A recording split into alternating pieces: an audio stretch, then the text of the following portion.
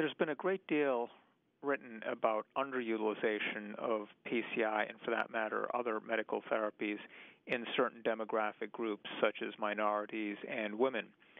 What we wanted to do in this study was see what the predictors were of potentially inappropriate use of percutaneous coronary intervention, but at least in terms of AUC criteria, did certain demographic predictors allow us to determine who was at higher or lower likelihood of getting an inappropriate PCI.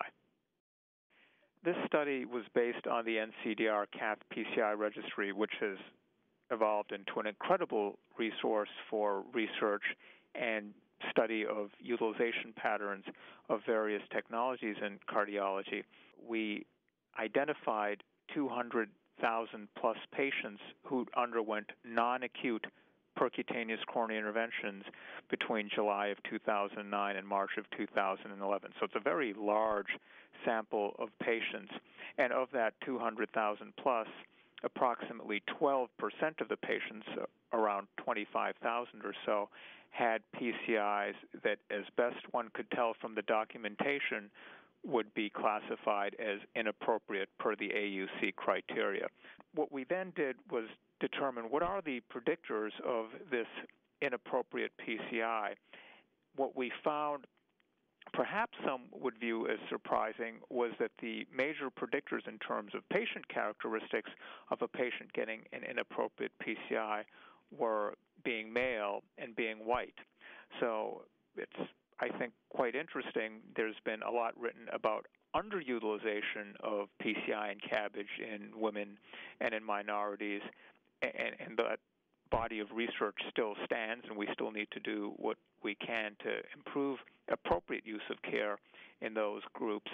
But what we found was, with respect to inappropriate PCI, being male and being white increased the likelihood of that significantly.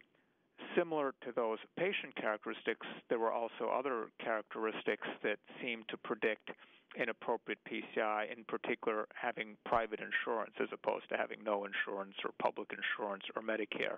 So being privately insured was associated with a higher likelihood of having an inappropriate PCI.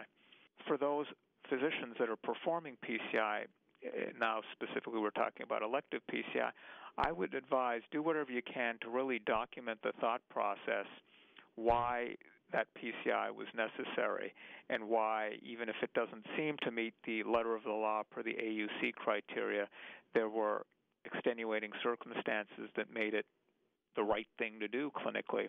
I think that sort of documentation, while that can be painful and add to the length of the workday, is important, I think, by trying to focus on the actual clinical history and less so those demographic factors, which might influence either in ways that are helpful or not helpful in deciding whether a patient should undergo a procedure.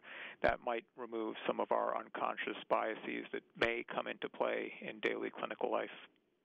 The bottom line here is that we did see that there was relative overutilization of PCI in certain demographic groups, and perhaps moving forward we can just try to fine-tune which procedures we're doing in which patients and try to take out subjective or sort of more subjective assessments about, oh, this patient's gender or this patient's ethnicity should affect my thinking, because most of the time for coronary artery disease, it probably shouldn't.